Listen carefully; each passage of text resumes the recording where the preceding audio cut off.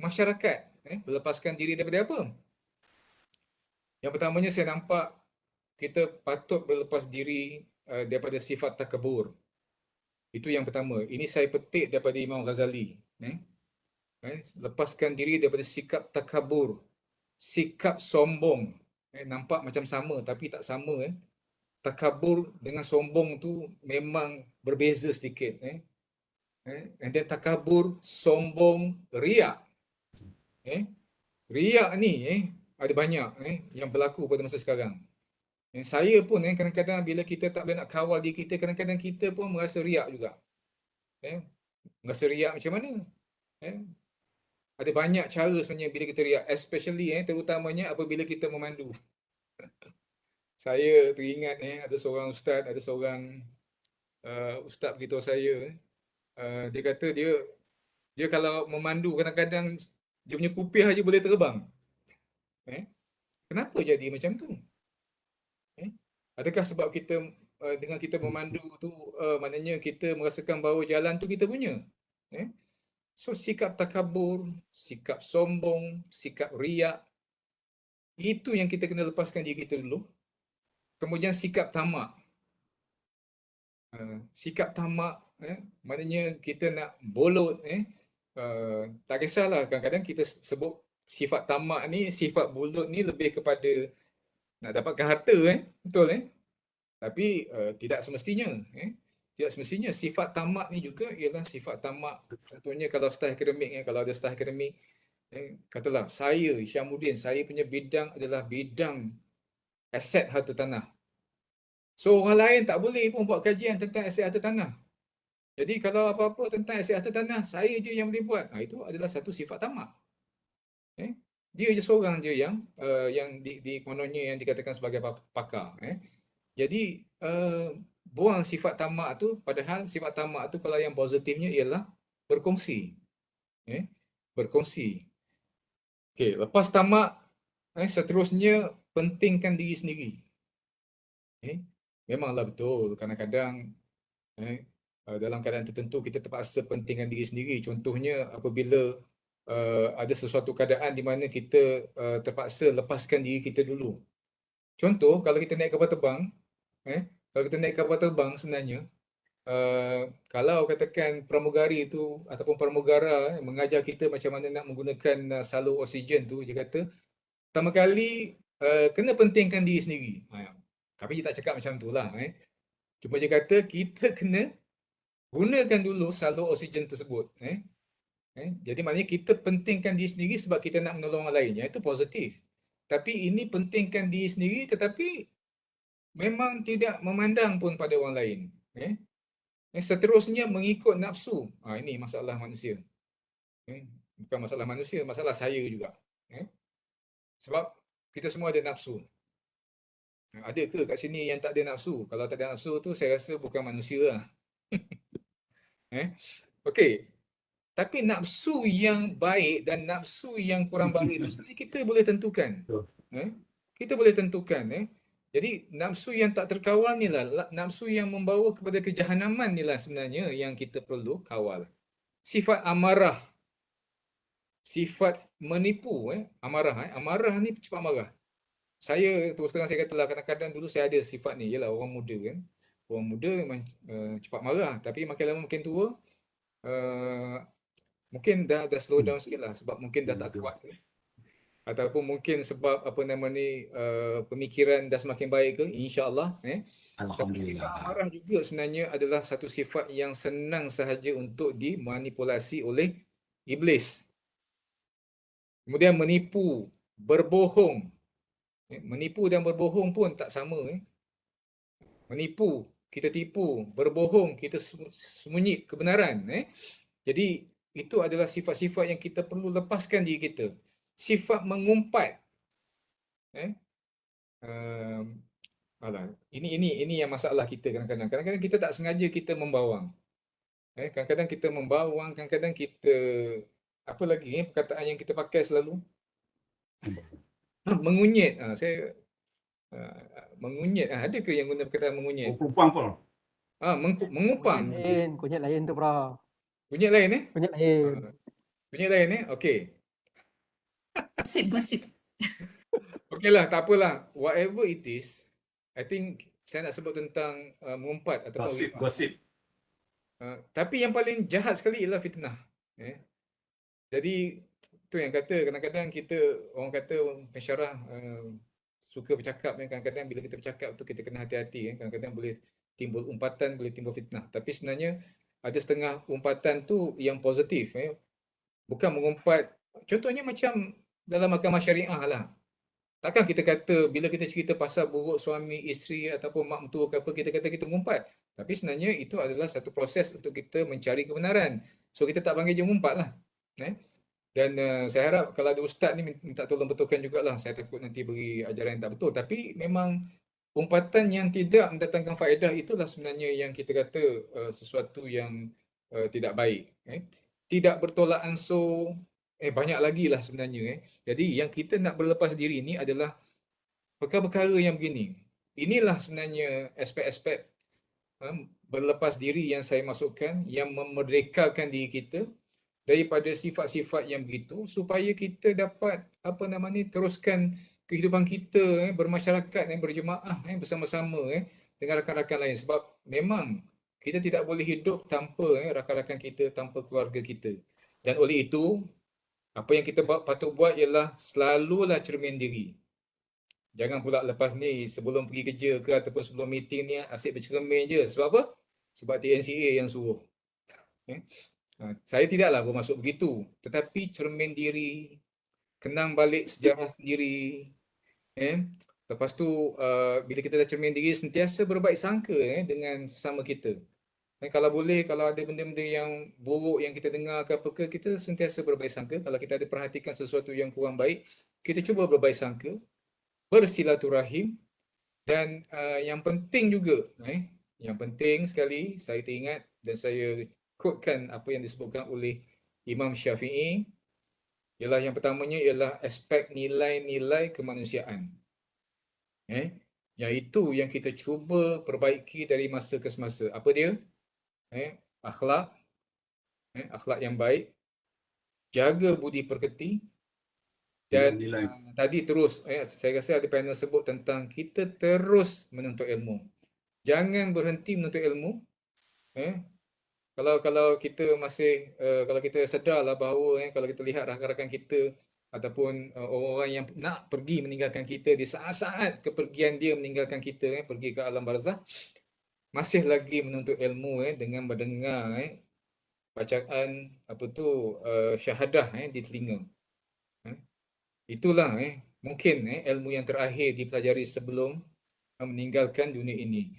Jadi saya fikir sekadar itu dulu buat sementara panel Cik Fauzi, sekadar yang saya boleh perkatakan tentang apa yang kita patut buat selepas ini, insya-Allah. Terima kasih banyak. Ya, terima kasih kepada Cik Fauzi. Terima kasih di berbagai Prof. Saya merasakan ini kalau kita dapat pegang dua perkara ini pun insya-Allah akan mendapat manfaat mereka sebenarnya. Sik dirinya dan kala seperti mana yang dinyatakan oleh Prof, dan juga nilai kemanusiaan. So dua perkara tersebut saya merasa sekiranya para pendengar, para staf-staf di bawah jabatan TNCA dan mereka-mereka yang melalui Facebook sekarang ini dapat melihat dan mencerminkan diri. So saya rasa insya-Allah kita akan mendapat kemerdekaan. Dan seterusnya kita pergi kepada panel yang kedua kita, iaitu Profesor Dr. Muhammad Safri, untuk mengupas lebih lanjut lagi apakah tindakan ataupun perkara-perkara yang perlu kita sendiri lakukan untuk mencapai arti kemerdekaan sebenar. Dipersilakan. Terima kasih Cik Fauzi moderator kita. Saya sebenarnya terlena bila dengar TNCA punya leka, bila dengar TNCA punya syarahan berkaitan dengan nilai-nilai yang perlu kita sama-sama hayati. Tapi kalau kita menyelusuri sejarah muhasabah diri tu. menyelusuri sejarah jatuhnya beberapa kerajaan seperti kerajaan Uthmaniyah, okey, kerajaan Muawiyah. Semua itu kerana dua perkara. Satu, nilai integriti. Yang kedua, nilai yang telah disebutkan oleh panel kita yang ketiga tadi, PM Dr. Nazihah, iaitu nilai perpaduan. Saya nak ulas lanjut berkaitan dengan integriti. Sebab apa? Kita telah merdeka dan juga kita telah mengisi kemerdekaan ini sebenarnya dengan pembangunan fizikal dan ekonomi. Kalau kita tengok KDNK negara kita, kalau compare dengan 50 tahun yang lepas, memanglah meningkat. Walaupun post-COVID ni dia makin mengucup, tetapi pembangunan fizikal dan juga ekonomi ni rancak sebenarnya di Malaysia, dan kita alhamdulillah negara masih lagi mempunyai daya saing yang tinggi untuk mengekalkan kestabilan ekonomi.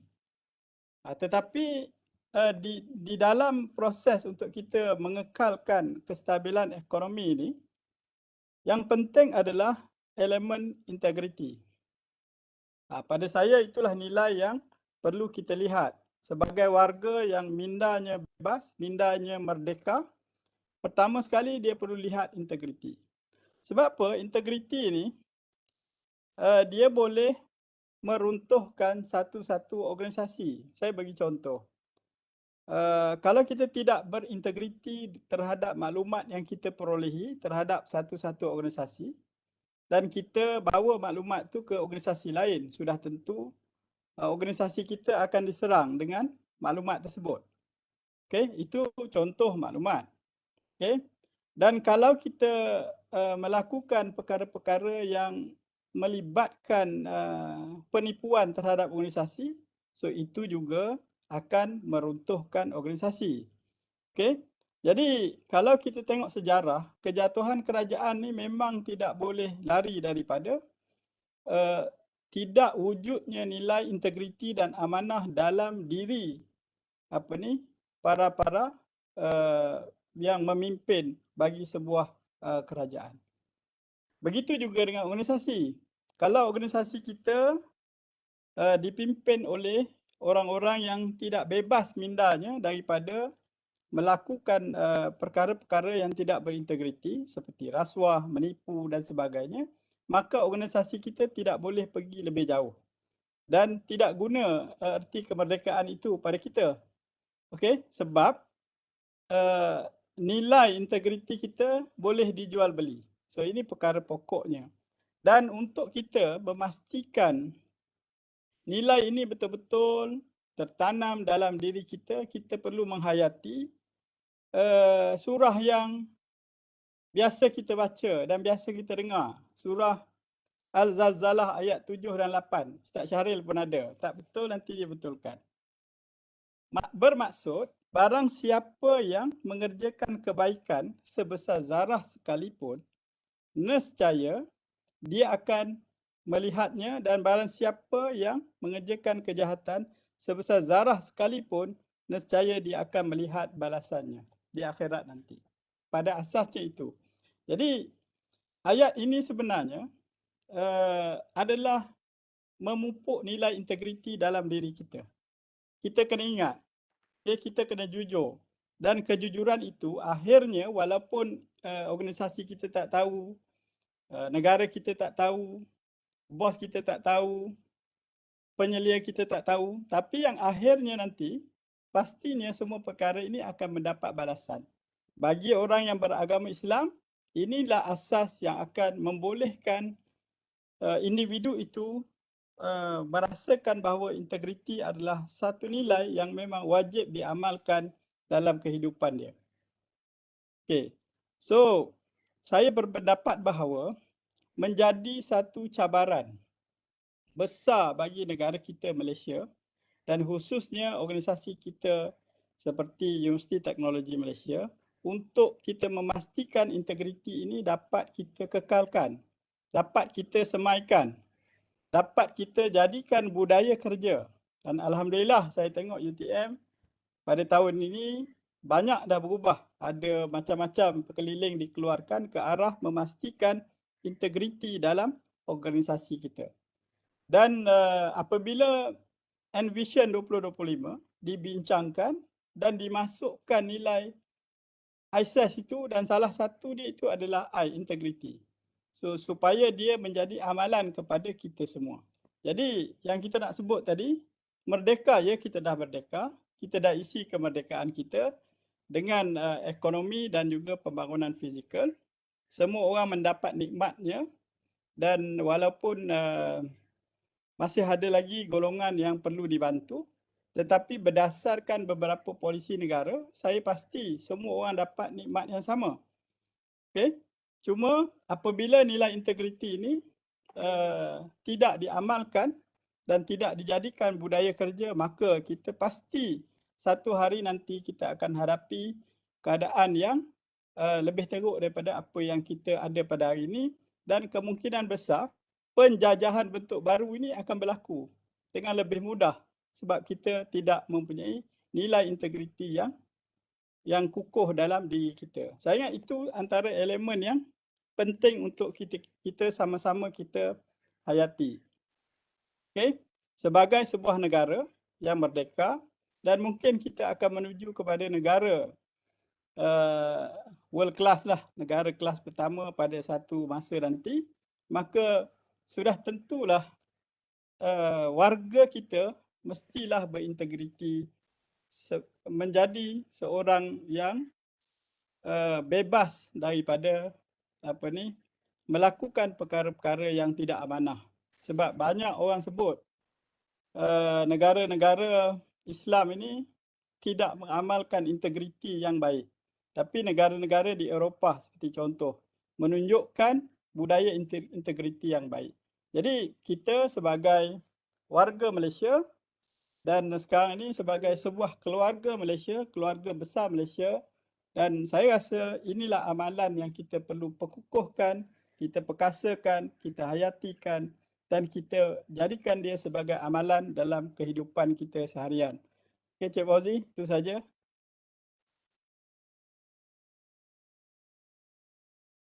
Ada lagi tapi round ketiga lah. Tidak ada perkataan yang saya nak luahkan. Sebenarnya telah padu dan jitu.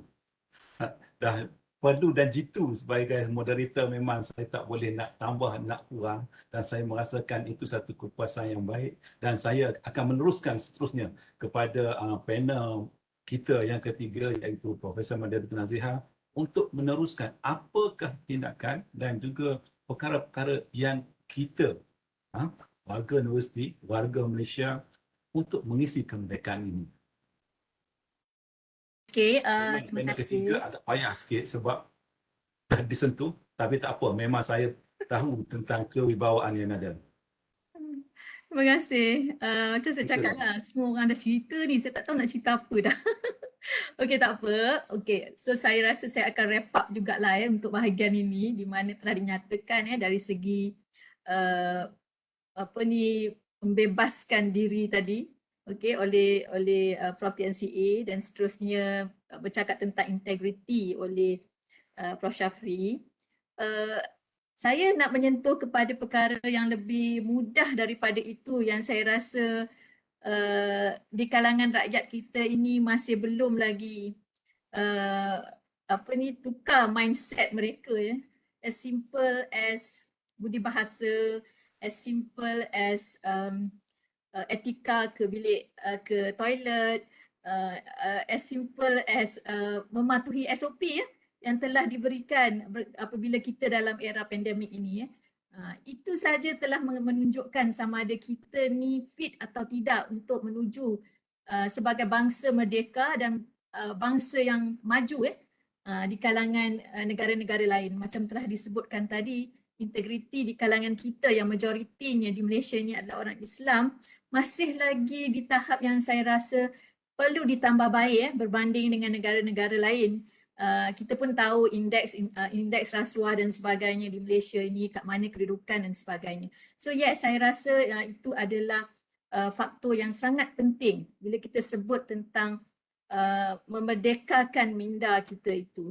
Dan betul seperti yang Prof. TNCA sebut tadi, dia mesti bermula dengan diri kita sendiri, kerana bila kita menambah baik ya, atau memperbaiki diri kita sendiri untuk menjadi seorang yang lebih baik, maka kita boleh juga bawa kepada keluarga kita, okey, isteri dan atau suami dan anak-anak masing-masing ya. Sebab itulah caranya yang boleh membawa negara kita menjadi sebuah negara yang merdeka dalam erti kata sebenar. Itu pandangan saya. Dan saya melihat kepada apa yang ada yang telah ada di UTM, iaitu ISAS itu sendiri telah cukup untuk actually kalau kita amalkan, okey, erti kata sebenar dari sudut integritinya, dari sudut sinergi, okey, iaitu perpaduan ataupun kerjasama antara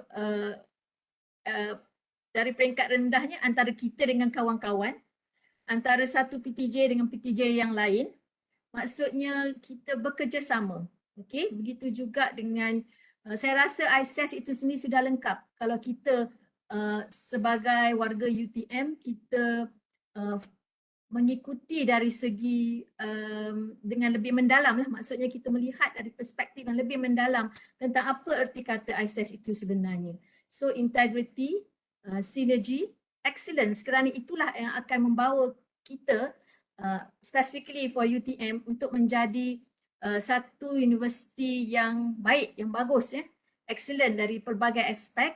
Dan seterusnya persoalannya bagaimana kita nak sustain nilai-nilai atau ciri-ciri ini. Dan saya lihatlah di era pandemik ini kita banyak perkongsian, terlalu banyak perkongsian pelbagai PTJ. Sampai mungkin untuk seorang macam saya lah memang tak dapat nak ikut. Terlalu banyak sangat perkongsian-perkongsian yang diberi daripada aspek perspektif psikologinya, daripada perspektif kerjayanya dan sebagainya. Memang banyak perkongsian yang dibuat, which I think inilah ilmu-ilmu yang perlu ada sebagai tambahan kepada setiap warga UTM supaya kita ni sentiasa terbuka minda kepada perkara-perkara baru yang mungkin akan memberi banyak manfaat kepada kita, bukan saja kita, organisasi dan juga keluarga kita sendiri. So I think perkongsian seperti ini memang bagus dan inilah yang saya rasa macam saya sebut tadi, ISAS seperti yang telah perkenalkan kepada warga UTM ini telah sudah memberi makna yang baiklah ya, yang memang akan mendefinisikan erti kata memerdekakan minda itu. Maksud saya apa yang kita amalkan itu akan actually menjurus kepada warga UTM yang minda mereka ini lebih terbuka dan lebih reseptif kepada apa-apa perkara yang berlaku di sekeliling kita. So saya rasa itulah perkara yang tak payah kita nak pergi jauh lah, maksud saya tu dengan apa yang ada yang telah di-highlight sebagai nilai-nilai ataupun trust ya, core values bagi UTM itu sudah cukup untuk memandu kita warga UTM untuk menjadi manusia yang lebih baik dan lebih memahami tentang erti kemerdekaan itu sebenarnya. Saya rasa itu saja kot Cik Fauzi. Terima kasih. Okey, terima kasih. Terima kasih. So memang mantap lah sebenarnya, iaitu yang kita nak lihat. Dan saya merasakan buah bicara pada petang ini memang telah mencapai tahap yang tertinggi dan juga tahap yang mana kita boleh memperkatakan ahli panel dengan jelas, dengan nyata dan memahami untuk menilai arti kemerdekaan di segi sejarah dan juga perspektif diri. Tapi saya merasakan tidak lengkap hanya ahli panel saja yang orang kata menyatakan, mungkin dengan kefahaman, penghayatan dan juga dengan pendengaran yang kita dengar lebih kurang hampir dah 1 jam ini, kita nak dengar jugalah pertanyaan-pertanyaan di dalam minda-minda peserta yang berada di Facebook ataupun di Webex ini. Boleh saya buka persoalan dulu sebelum saya pergi kepada rumusan setiap ahli panel kepada para pendengar Webex kita ataupun yang mengikuti siaran ini. Dipersilakan di kalangan staf dan juga warga UTM lah.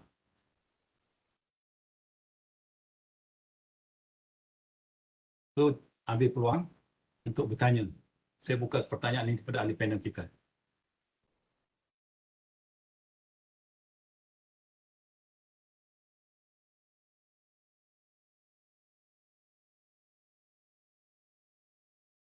Ada ahli-ahli ini, para peserta kita untuk bertanya? Jangan saya bertanya. Pak Hanifah lah, ataupun timbalan pendaftar kita ingin bertanya soalan kepada ahli panel. Assalamualaikum Cik Fauzi. Syarif Hafizah sini.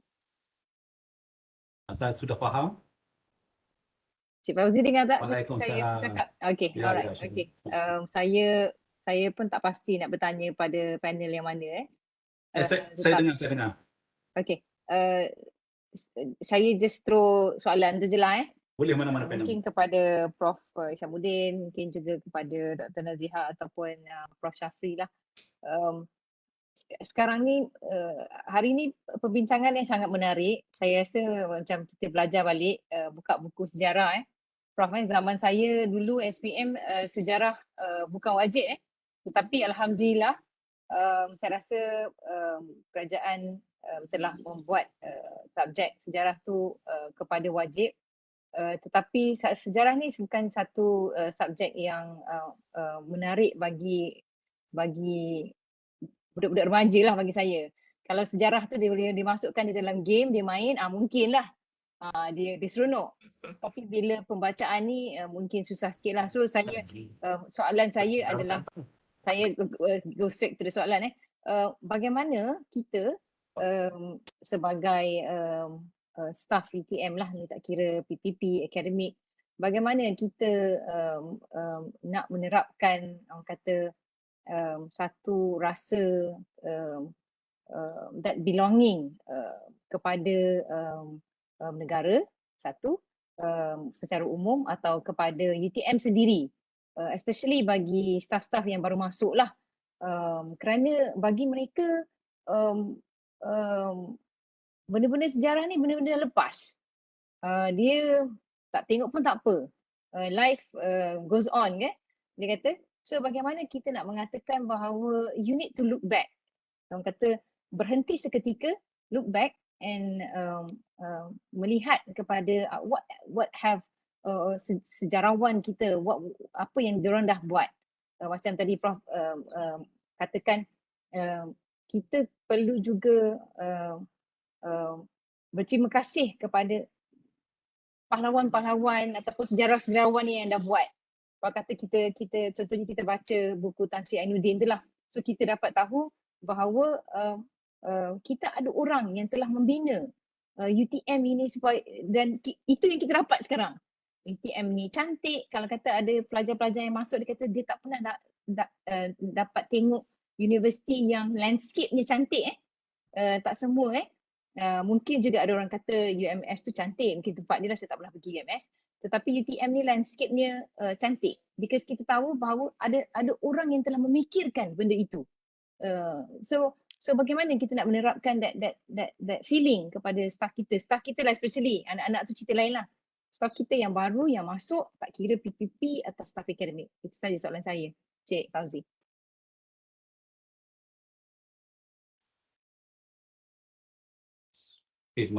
Terima kasih. So mungkin saya bukakan kepada ahli panel. Okeylah, biar Saya saya bukakan ini kepada ahli panel. Prof, saya cuba jawab sedikit lah. DC akan menjawab dulu nampaknya. Okey, bagaimana nak terapkan sense of belonging, kekitaan, dan bagaimana kita boleh kaitkan sejarah UTM. Sebab tu terhasilnya buku yang menceritakan tentang Allahyarham Tan Sri Ainuddin Wahid, pejuang Melayu and degil. Di situ je kita nampak bahawa memang sejarah memainkan peranan. Kalau kita tengok Al-Quran pun kandungan Al-Quran insya-Allah kalau tak silap saya, hampir 3 suku daripada kandungan Al-Quran tu adalah terdiri daripada tauhid. Dan selepas itu yang banyaknya adalah sirah. Tak kira sirah Rasulullah ataupun sirah-sirah nabi-nabi yang sebelumnya. Jadi kenapa kita diminta untuk belajar sejarah? Kenapa kita diminta untuk mengimbau kembali sejarah? Sebab dia berbalik kepada poin yang saya sebut tadi, ialah bila sejarah bercerita tentang kesusahan, tentang perjuangan, tentang kejayaan, dan mungkin sejarah menceritakan tentang 3 aspek tersebut. Tapi sebenarnya zaman sekarang kita kena beristiqamah. Jadi sebenarnya mungkin generasi sekarang, terutamanya staf-staf yang baharu ini, tak kiralah staf akademik ataupun staf PPP, memang kita dapati bahawa aspek tersebut agak kurang. Saya tak pasti, kita tak melihat kepada sesiapa yang salah ataupun kita tidak melihat mana kekurangan yang ada. Tetapi mungkin peredaran zaman, mungkin penjajahan sudah pun berlaku, di mana apabila penjajahan berlaku maknanya dia telah deviatekan pemikiran anak-anak kita, pemikiran staf yang baharu ini kepada satu benda yang mungkin tidak dapat mereka imbau kembali apa sebenarnya manfaatnya kalau kita mengimbau dan mengenal erti kemerdekaan itu sendiri. Jadi pada saya dia akan balik kepada jati diri. Kita perlu apa yang dipanggil sebagai mengubah paradigma bagi staf-staf yang baru ini. Inilah peluang kita. Pada saya, staf yang baru ini awal-awal lagi kita perlu bantu mereka untuk ubah paradigma supaya mereka memahami UTM. Itu poin saya yang saya fikir yang menjadi pokoknya. Maknanya kalau kita nak menjadikan sense of belonging itu ada dalam pemikiran staf yang baru ini, kita nak dia supaya kenal dulu UTM. Walaupun mungkin dia akan kata, buat apa nak belajar, tapi kita akan seolah-olah paksa tak apa saya gunakan perkataan tu, kita mungkin paksa je kenal dulu UTM. Lepas kenal UTM, insyaAllah you akan jadi staf yang baik di UTM. Itu sekadarnya dari saya. Boleh saya tambah. Kena bagi assignment Betul, Prof. kot Dr. Okey, Sharifah. saya amat BC for menyokong DCP. kenalkan. Boleh. Tapi saya nak tambah sikit lah bagi saya, everything begins at home. Jadi Betul, saya setuju apapun ya, Tuan. saya rasa perlu dipupuk dari masa mereka bersama keluarga lagi. Itu sebab saya kata tadi, peranan ibu bapa tu sangat penting untuk anak-anak ni realise perkara-perkara yang lepas. Itu yang saya sebut. Yang saya sendiri amalkan dengan anak-anak saya sendiri, itu kalau kami ada sesi duduk bersama-sama tu, kadang-kadang kita bercerita tentang perkara-perkara yang lepas. Walaupun kita tidak hidup di zaman untuk mendapat kemerdekaan, tapi kita cerita tentang how it was before, supaya mereka tahu semuanya tak datang dengan mudah. Itu yang saya biasa amalkan. Jadi itu yang saya rasa kadang-kadang kita perlu buat begitu. Kerana apa yang anak-anak sekarang nampak adalah apa yang berada di depan mereka. Segala kemudahan, segala access to knowledge yang mereka boleh cari through internet dan sebagainya, tapi mereka tidak menggunakan internet untuk itu. So I guess kita sebagai ibu bapa perlulah menjadi example kepada anak-anak. Itu yang saya kata kita perlu dapatkan ilmu itu. Kita sendiri kena ada ilmu itu. Pandangan saya. Okey, moderator, mungkin saya boleh tambah sikit daripada soalan Dr. Sharifah. Soalan susah ni. Kalau nak jawab ujian pun belum tentu boleh dapat 100%. Okey, terlalu abstrak untuk kita laksanakan. Pada saya, khususnya di UTM ini, mungkin daripada pengalaman first year di UTM, buat master di UTM, kerja pun dekat UTM, mungkin ada nilai yang boleh saya kongsikan. Yang pertama sekali yang saya faham, UTM ni dia mempunyai satu falsafah yang membentuk jati diri warga UTM. Jadi falsafah inilah sebenarnya kita perlu bahaskan, bincangkan iaitu kerana Tuhan untuk manusia.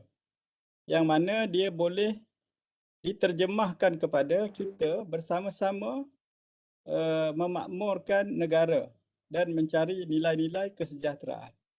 So kalaulah dia ini boleh dikupas, dan saya rasa kupasan itu ada separuhnya dah buat dan sekarang ni keluarlah nilai-nilai ISAS tu.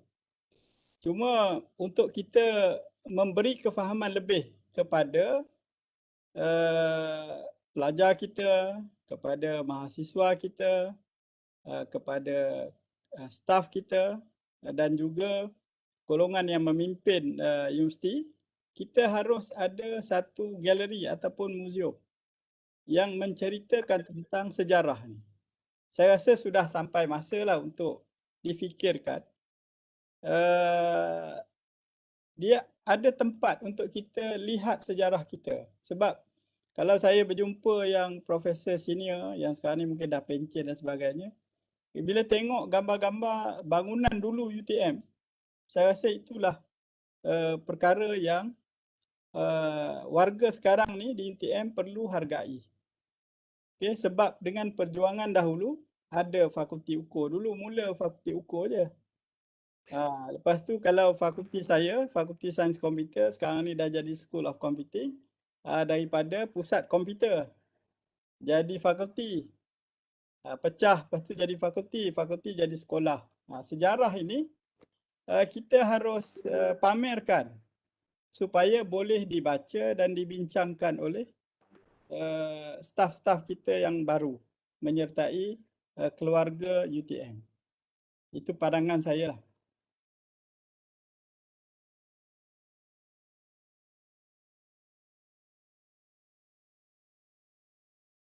Okey, terima kasih kepada tiga ahli panel yang telah dapat menjawab dengan tepat dan juga penuh makna.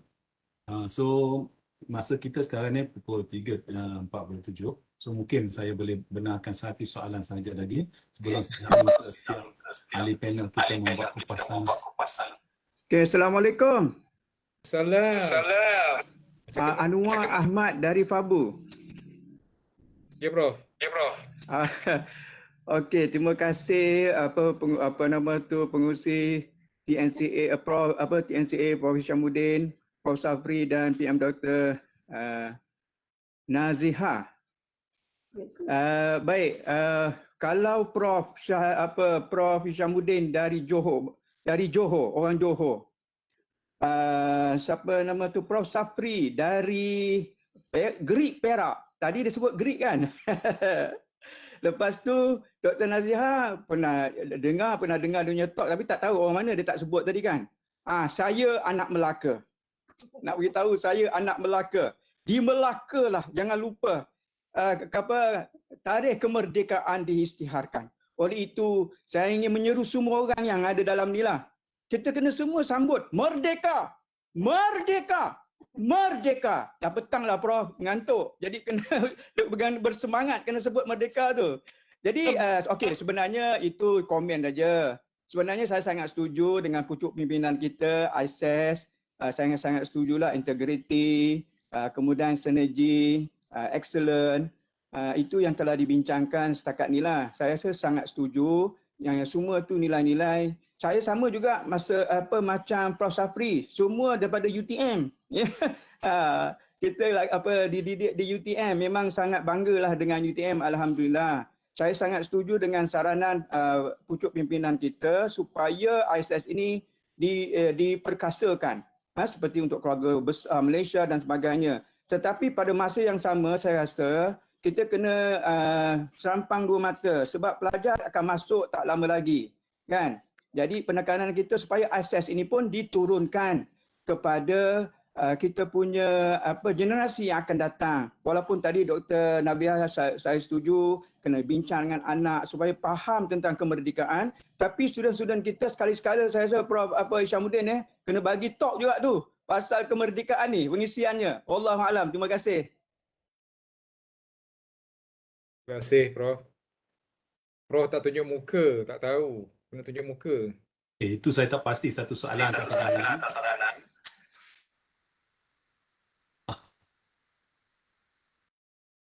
Apa? Moderator, Oh, kalau nak ahli panel ulas, nak mengulas ni kalau nak perkara ulas ini. saranan Prof Anwar ni sebenarnya untuk Ya, student ya dan saya. saya lihat kalau di setengah universiti mungkin pengamalan untuk kita mendengar lagu negaraku ni dilakukan almost kerap lah. Macam kita pun kita jarang dengar lagu negaraku. Perjumpaan kita mungkin bulanan pun mungkin kurang lah. Saya tak tahulah, mungkin ada yang begitu. Cuma saya lihat di peringkat mahasiswa ni mungkin Cik Fauzi bolehlah sarankan kepada HCP supaya dua lagu harus sentiasa dimainkan di telinga mereka, iaitu lagu negaraku dan juga lagu UTM Sanjungan Bangsa. So inilah sebenarnya yang akan meningkatkan rasa jati diri sebagai warga UTM.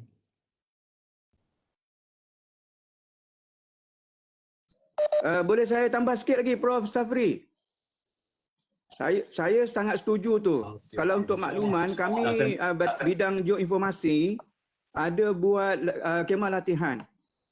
Memang bila pertama kali tak pernah dalam sejarah, kalau kita cakap pasal sejarah lah, kemah latihan, student dia berhenti tiba-tiba dia minta berdiri. Nyanyi lagu Negaraku dan juga lagu UTM Terbilang. Terkejut dia orang. Oh, technician kata bagus, bagus. Dia kata teruskan Prof kata dia. Jadi saya rasa memang sangat setuju dengan Prof Safri punya cadangan lah. Wallahu a'lam. Terima kasih.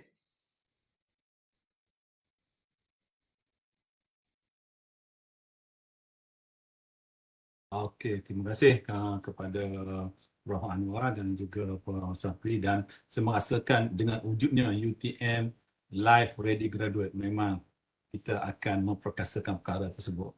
So, okey, saya merasakan masa kita tidak mengizinkan dan kita teruskan kepada kesimpulan ataupun rumusan untuk setiap panel lah.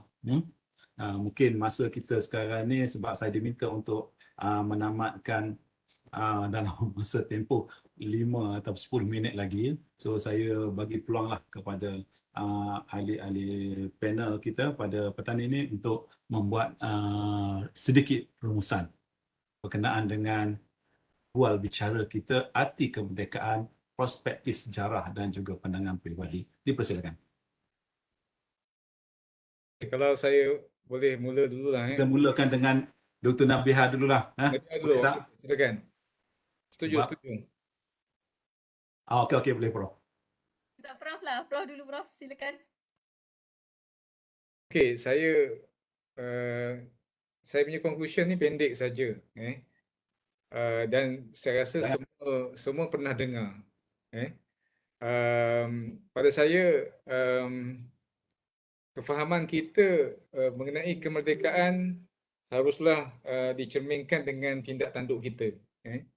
Jadi maknanya mungkin semua pernah dengar bahawa kita perlu sentiasa berubah. Hari ini kita berubah menjadi lebih baik daripada semalam. Besok kita berubah lebih baik daripada hari ini. Jadi saya suka nak mengulang balik bahawa daripada pemahaman kita tentang erti kemerdekaan ini, kita haruslah berubah daripada yang kurang baik kepada baik, daripada baik kepada yang lebih baik. Dan nak tambah sikit tentang bila kita cuba nak menghayati erti kemerdekaan ni semasa pandemik, ataupun kita dah masuk dalam era endemik, bila dengar je kata besok Johor nak nak masuk ke fasa 2. Ingat nak sebut juga merdeka kan. Tapi bila tengok je punya senarai SOP tu tak terangkat tangan nak kata merdeka. Maknanya kita masih lagi dibelenggu oleh endemik. Jadi kalau kita nak memerdekakan diri kita daripada endemik, maknanya kita kena belajar berubah. Kalau kita boleh berubah, endemik ke apa ke, maknanya insyaAllah kita boleh hadapi. Itu saja dari saya. Terima kasih.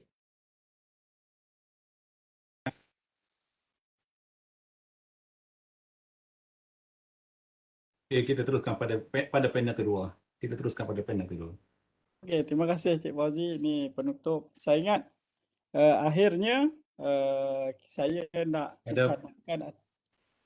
Hello, ya? Okey ya? Alright. So, okey. So, sekarang ni akhirnya mungkin kita boleh menghayati budaya merdeka. So, kita perlu mengamalkan kita ini setelah merdeka 50 tahun lebih dan kita mengamalkan budaya merdeka. Yang mana budaya merdeka ni mungkin kita boleh mengamalkan nilai-nilai murni dalam hidup pelbagai kaum, menghayati nilai perpaduan secara inklusif dan juga kita haruslah bersama sebagai warga negara Malaysia dan juga warga UTM bersama-sama untuk membina kesejahteraan negara dan juga kemakmuran bersama lah. So itu adalah perkara yang lebih penting selepas kita selepas kita merdeka. So ini budaya merdeka yang mungkin kita perlu hayati bersama. Di samping UTM mempunyai nilai ISAS-nya yang tersendiri. Dan yang akhirnya saya ingat bila menghadapi cabaran yang akan datang, so kita perlu lebih bijaksana. Maknanya budaya merdeka ni dia mesti bijaksana mengurus teknologi. Supaya teknologi ini tidaklah akhirnya akan merosakkan kehidupan kita sendiri, keluarga kita, jiran kita dan masyarakat kita. So kita perlu mempunyai hikmah yang tinggi dalam kita mendepani cabaran mengisi kemerdekaan pada masa-masa yang akan datang. Jadi akhir kata daripada saya, hargailah kemerdekaan yang kita perolehi, hayatilah budaya merdeka dan insya-Allah kita akan terus maju bersama untuk memastikan kita terus kekal menjadi warga yang menyumbang kepada negara.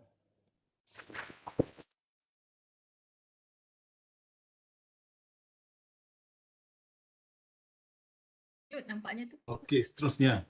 Jadi panel ketiga juga Puan PN Nazia. Terima Silakan. kasih Cik Fauzi. Pendek saja daripada saya. Saya menyeru rakan-rakan semua, marilah kita sama-sama membudayakan ISAS itu kerana itulah sebenarnya yang akan membawa UTM sebagai sebuah universiti yang cemerlang di antara universiti awam yang ada di Malaysia ini. Saya rasa kita ada satu strong point di situ bila kita mengeluarkan ISAS ini sebagai sesuatu yang bukan perlu dihafal untuk menjawab soalan-soalan interview, tetapi perlu dibudayakan. Jadi itulah yang saya harap sebarang program yang kita buat perlulah menjurus kepada membudayakan ISAS. Itu saja daripada saya. Dan itulah yang sebenarnya akan membawa kita sebagai warga yang merdeka dalam pelbagai aspek. Bukan aspek merdeka secara merdeka bebas daripada pengaruh asing, tetapi bebas daripada pemikiran yang tidak membawa kita kepada orang yang maju sebagai sebuah negara maju. Because saya harap dalam hidup saya, in my lifetime, saya akan dapat melihat Malaysia menjadi sebuah negara yang maju dari pelbagai aspek. InsyaAllah. Itu saja daripada saya.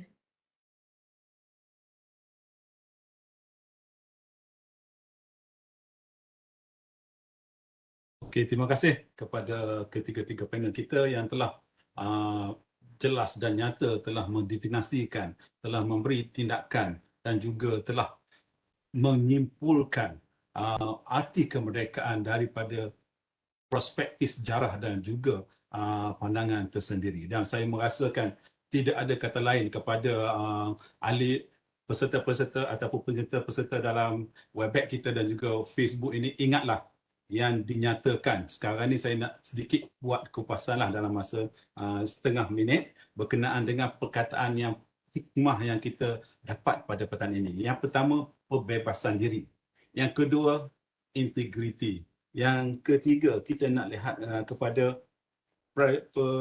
nilai-nilai sifat yang mana kita melihat perkara ini perlu menjadi satu penghayatan. Dan akhir sekali, Saya dengan rendah hati mohon maaf sekiranya saya selaku moderator pada hari ini kurang menceriakan saudara-saudara semua, tetapi percayalah setiap patah perkataan yang diucapkan oleh panel itu amat berarti kepada kita semua.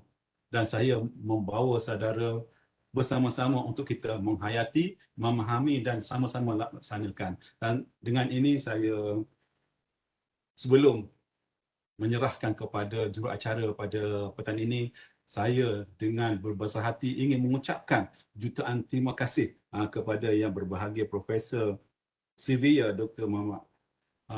Syamuddin bin Muhammad Ali, kepada Profesor Dr.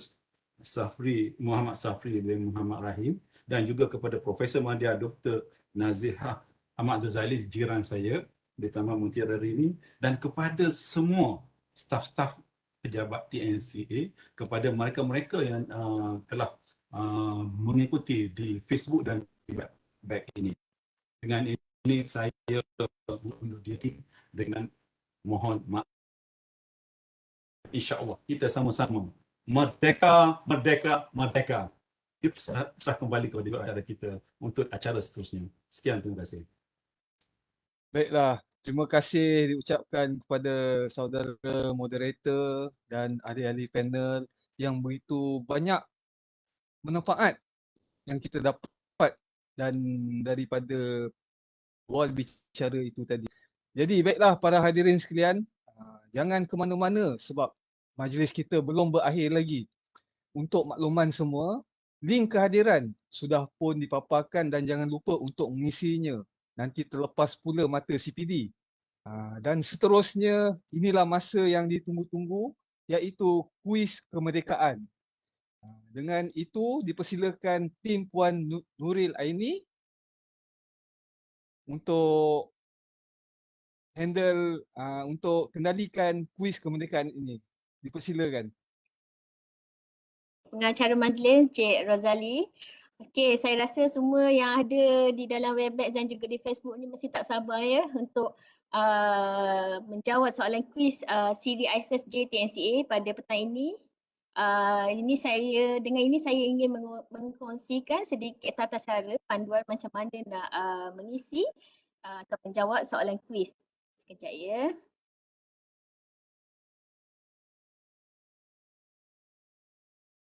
Ahli panel pun boleh jawab. Kalau nak jawab semua yang dalam Webex dan juga Facebook juga boleh jawab. Sekejap ya.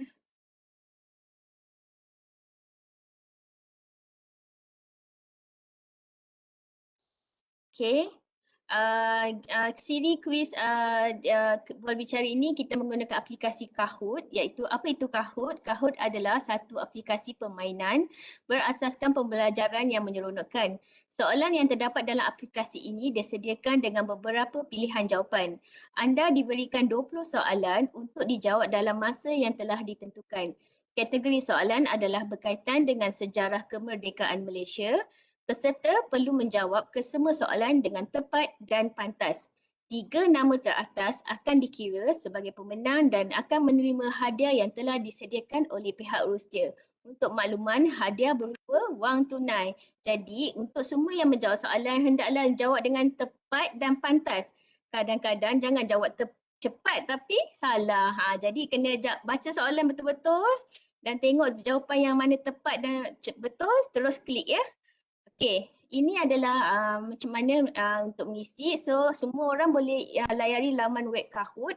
Boleh type di dalam laptop ke ataupun handphone https://kahoot.it/ Lepas tu nanti kita akan bagikan game pin number yang akan diberikan sebentar nanti.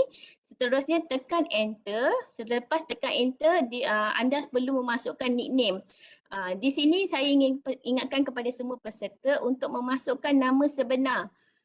Kalau boleh jangan letak nama samaran kerana ini memudahkan bagi pihak kami untuk membuat pemilihan pemenang. Sekiranya anda letak nama miau-miau, nanti kami tak tahu siapa yang menang pada kuis tersebut. Jadi saya harap peserta semua letak nama sebenar. Jadi dengan itu kita akan mulakan kuis kita sebentar nanti. Okey, masukkan dalam link ni tersebut ataupun scan QR code di bawah ini, ataupun boleh tengok link Kahoot di dalam web, di dalam chat. Type semua. Okey, itu saja. Selamat berjaya dan good luck everyone.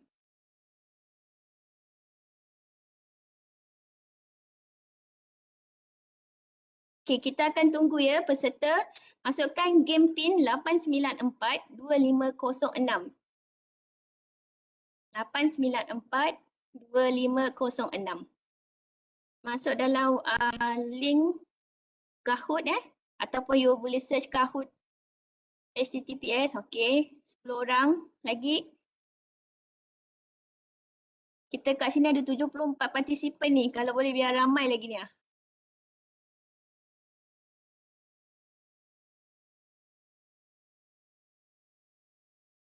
Okey.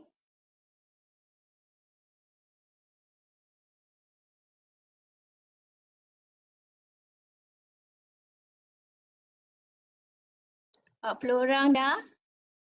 Ada lagi boleh masuk sebelum kita mulakan. Kalau saya dah tekan button start nanti dah tak boleh masuk lagi ni. Cepat, cepat, cepat. Ingat ya, nama sebenar ya, nama sebenar.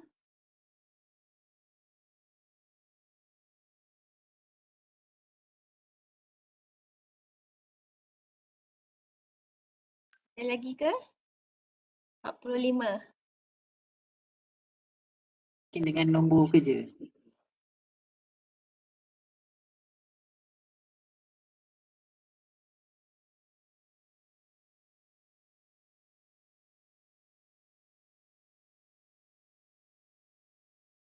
Okey. Dah ya, semua dah? 47 orang? Ataupun kita nak tunggu sampai 50? Macam mana? MC? Okey. Wan dah cakap on je tu. Okey, saya kira sampai 10 lah 1, 2, 3, 4, 5, 6, 7, 8, 9.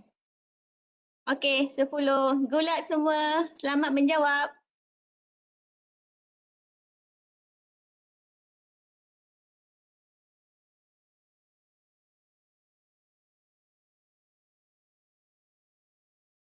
Pilih jata negeri yang tepat bagi negeri Kelantan. Cepat. Siapa orang Kelantan mesti tahu jata negeri. Yang mana satu?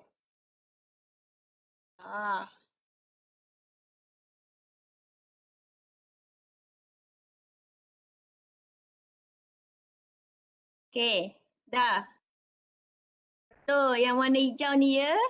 Ada lambang kijang. Akmali Nisa paling cepat jawab. Yang kedua, siapakah residen Inggeris pertama di Singapura? Major General William Farquhar, J.W.W. Birch, Dr. John Crawford, Sir Stamford Raffles.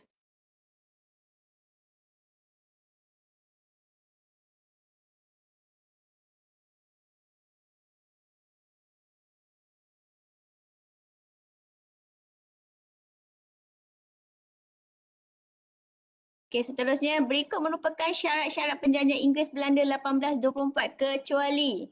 Baca betul-betul ya. Kecuali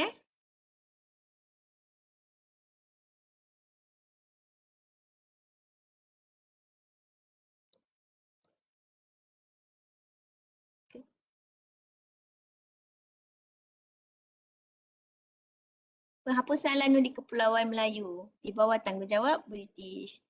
Okey, seterusnya. Dah bertukar dah. Top first ni, first rank. Siapakah yang mengusulkan nama Jalur Gemilang? Ni kena betul-betul ya. Yang mengusulkan nama Jalur Gemilang. Tun Mahathir Mohamad, Muhammad bin Hamzah, Muhammad Rizwan bin Tumin, Tunku Abdul Rahman.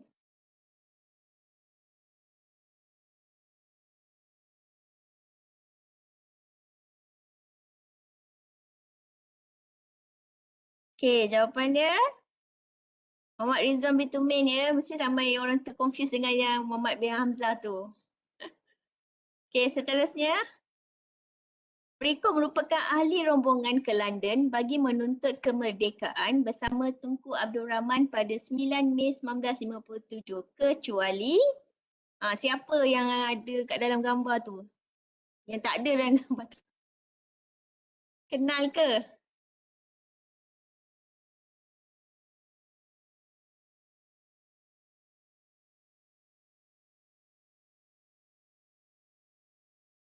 Ya, Dato' On Jaafar. Terima kasih. Seterusnya.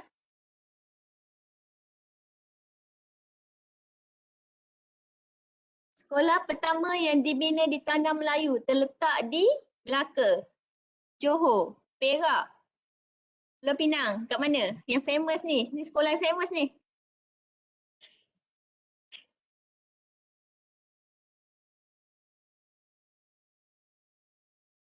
Sekolah famous ni. Tanah Melayu pertama. Sekolah Melayu.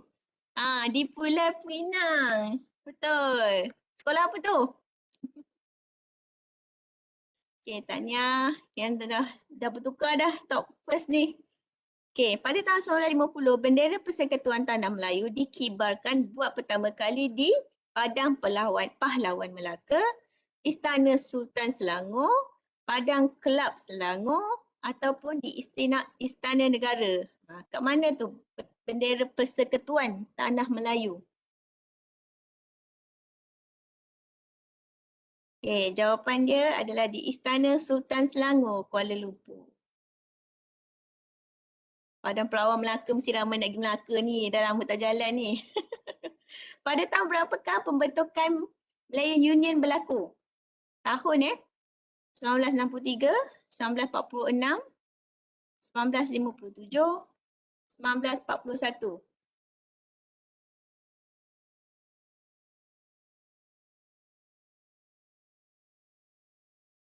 Saya pun tak tahu jawapan ni.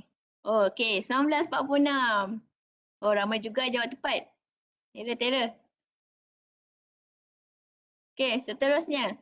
Pada tahun bilakah Singapura keluar dari Malaysia? 31 Ogos 1957, 26 Mei 1950, 16 September 1963 atau 9 Ogos 1965.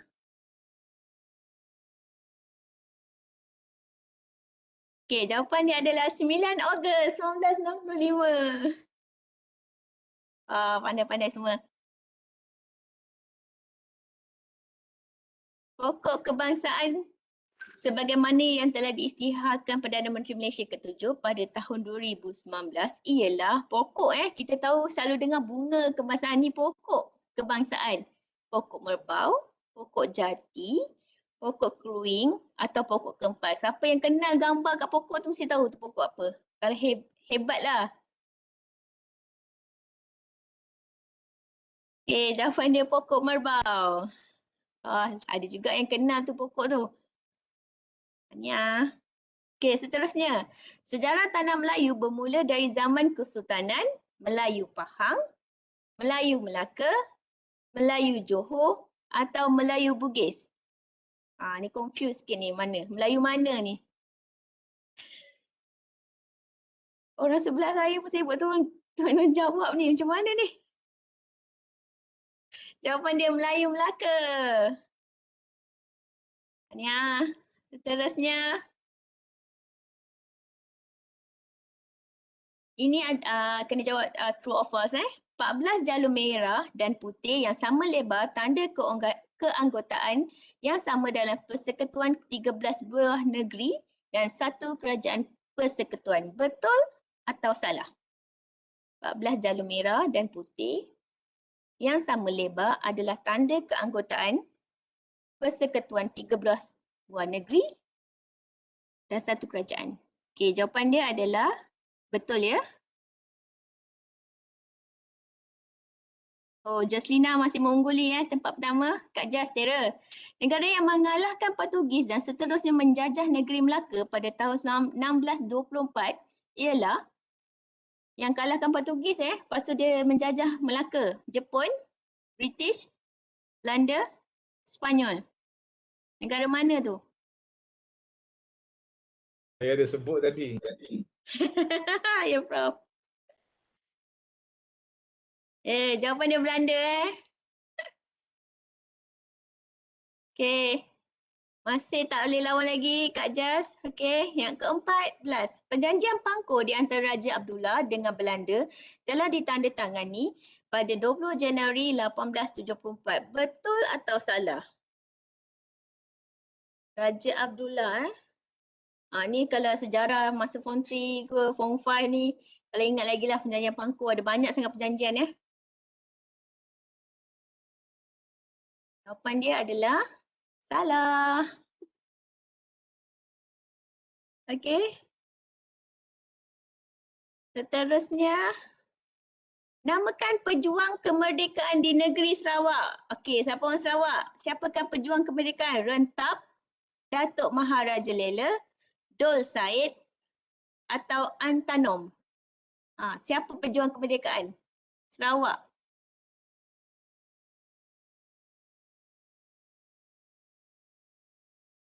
Jawapan dia adalah Rentap. Terror, ramai terror. Nama tu unik kan? Ke you all main klik je ni? Okey, para Meswara adalah orang pertama yang mengasaskan Melaka dan merupakan putera raja yang berasal dari Siam. Betul ke salah? Para Meswara daripada Siam ke bukan?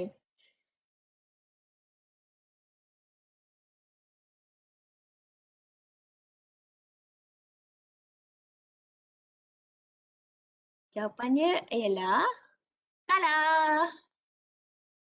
Ramai terror. Okey, ramai dah naik dah, maka dah tukar orang. Berikut merupakan negeri-negeri Melayu tidak bersekutu kecuali Johor, Kelantan, Melaka, Terengganu. Yang tidak bersekutu Johor, Kelantan, Melaka atau Terengganu. Okey, jawapannya adalah Melaka. Sebab dia ada raja kan.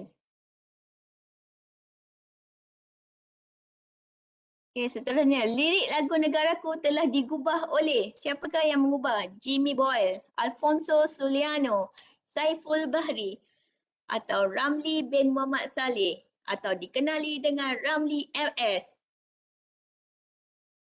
Siapa yang mengubah lagu Negaraku?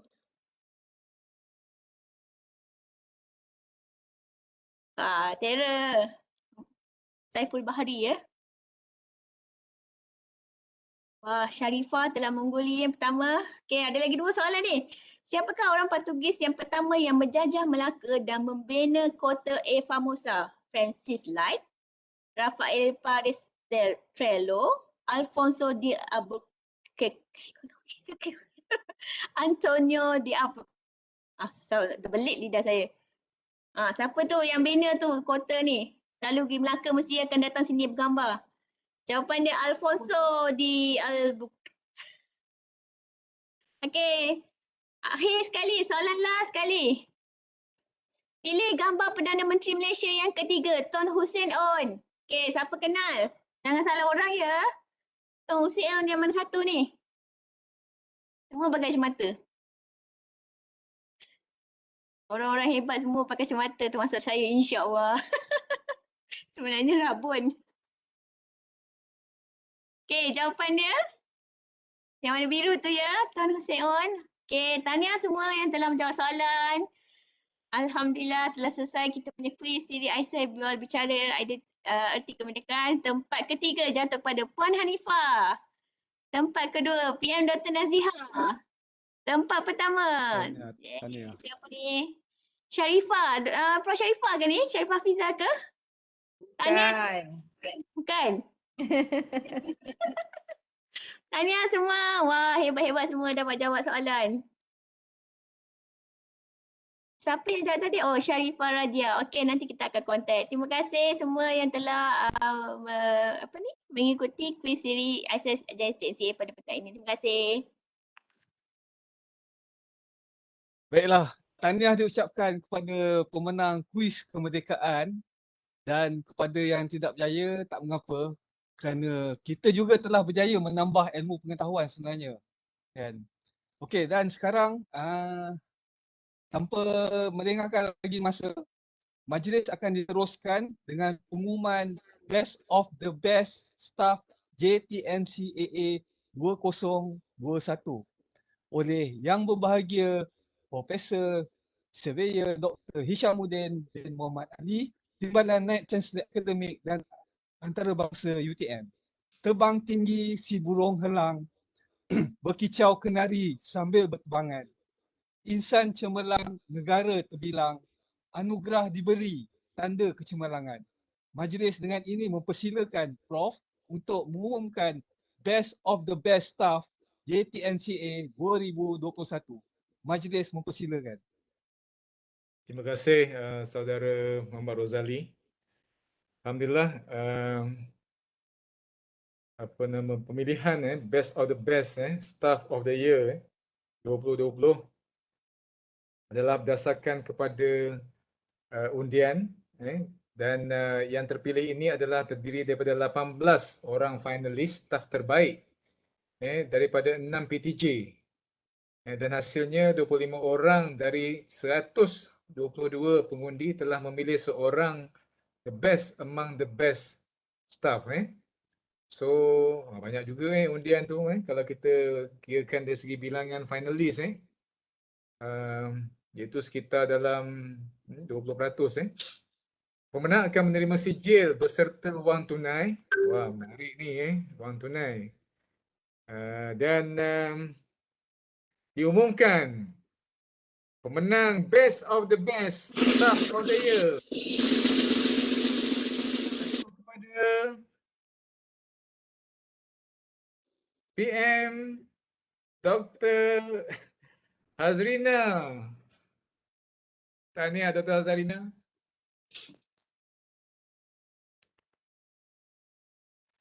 Dr. Nana ada ke dalam ni? Dr. Nana. Ada Dr. Nana. Syarat. Ada mesyuarat. Oh, okey. Okey, kita sampaikan ucapan tahniah kepada PM Dr. Hazarina atas pemilihan ataupun award Best of the Best for 2021.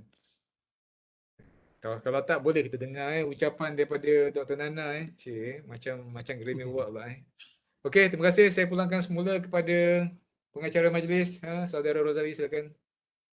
Okay, terima kasih Prof, dan tahniah diucapkan kepada pemenang Best of the Best Staff JTNCAA 2021.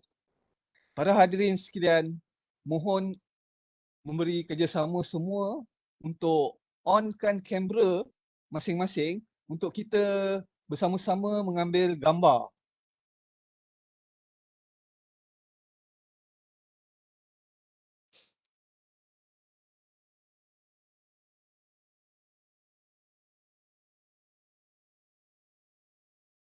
Okey, dah sedia semua?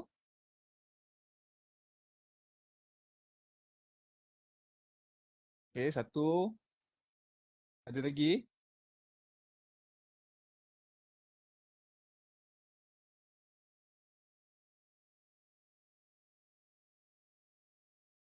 Okey, satu, dua, tiga. Okey, senyum. Lagi sekali. Satu, dua, tiga.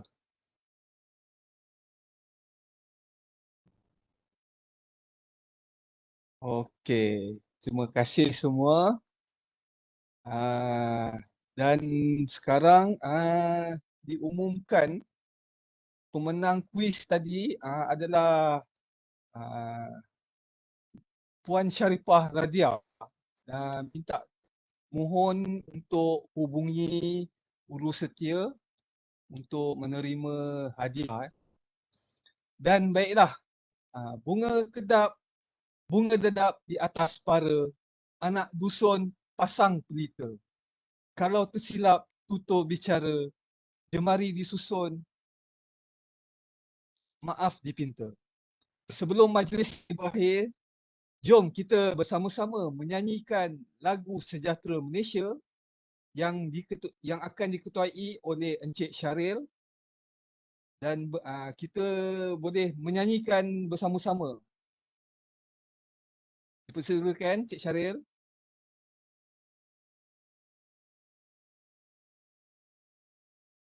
Okey, terima kasih Tuan Pengerusi. Sebentar saya cuba sharekan.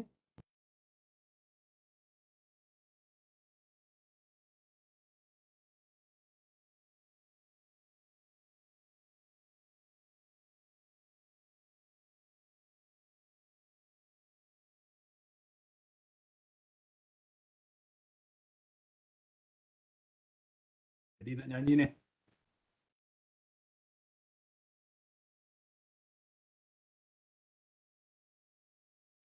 Okey, nanti boleh ni beri feedback sama ada dengar atau tidak. Okey. Boleh dengar tak muziknya?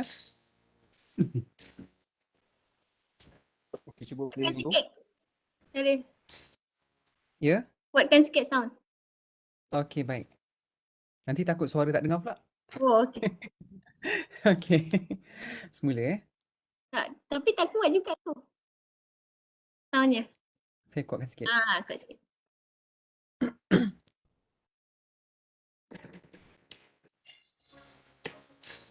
Okey, kita boleh nyanyi sama-sama Kan?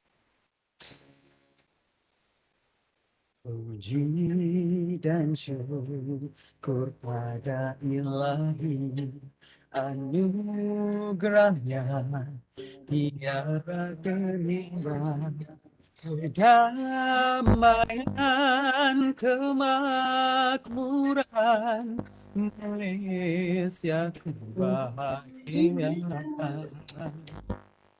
Dengan tekad untuk percaya, berbakti dan nusa dan bangsa, kami junjung cita-cita luhur, perpaduan seluruh negeri, seia, sekata, sehati, sejiwa, menghadapi cabaran. Kami sedia, kami setia berkorban untuk negara.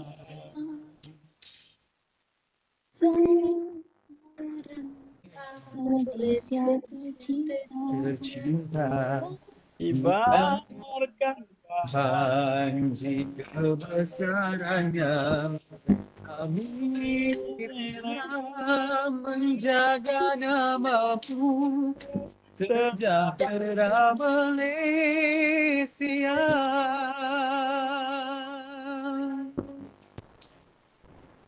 Boleh dengar ke? Okey, nyanyi sama-sama Boleh. Muzik kuatkan sikit. Muzik macam tak dengar. Muzik kena kuat lagi.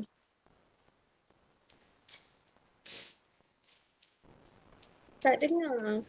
Muzik kuat. Tak apa, kuat pun tak apa macam ni. seia. Seia, sekata, sehati, sejiwa, menghadapi cabaran. Kami sedia, kami sedia berkorban untuk negara. sembara Malaysia tercinta, Ibarat ibarat kebesarannya, menjaga namamu, sejahtera Malaysia. Malaysia.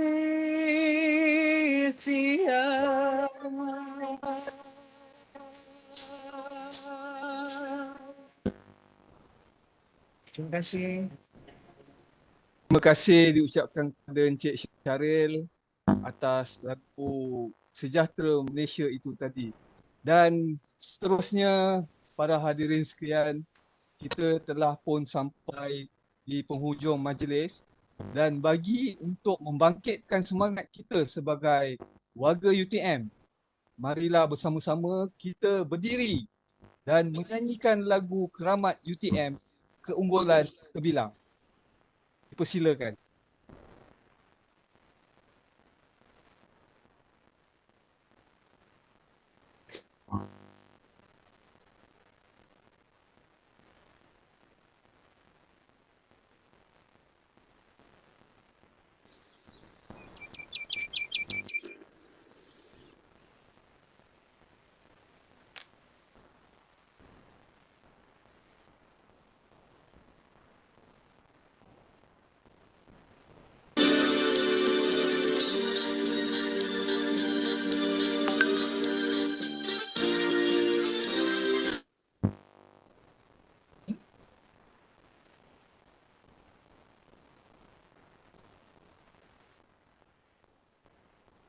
Tiba elok.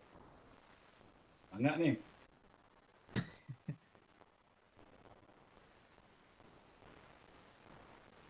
Bilang ah. Bahagian teknikal boleh ulang balik ke? Bahagian teknikal.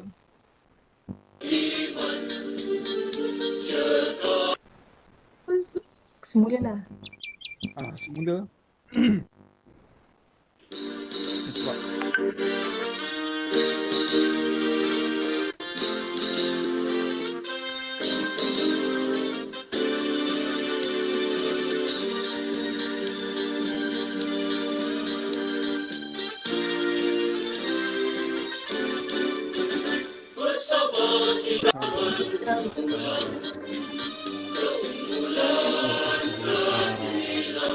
Bersama kita maju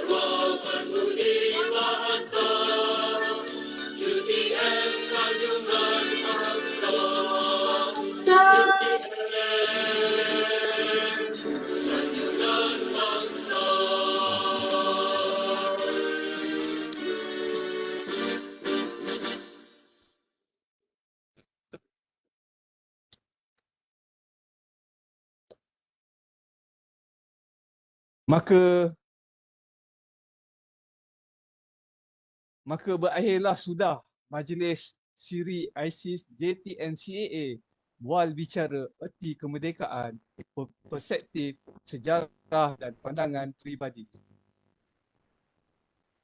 Semoga ianya memberi manfaat dan ilmu kepada kita semuanya. Ingat, inilah tempat tumpah darah kita, negara yang kita cintai. Maka jagalah kemerdekaan ini kerana kita ibarat sedang menikmati apa yang telah ditanam oleh para pemimpin kita yang terdahulu. Bersusah payah untuk kemerdekaan Malaysia. Saya bagi pihak Pejabat Timbalan Naib Chancellor Akademik dan Antarabangsa mengucapkan ribuan terima kasih kepada moderator dan ahli-ahli panel yang sudi untuk menjayakan bual bicara erti kemerdekaan ini.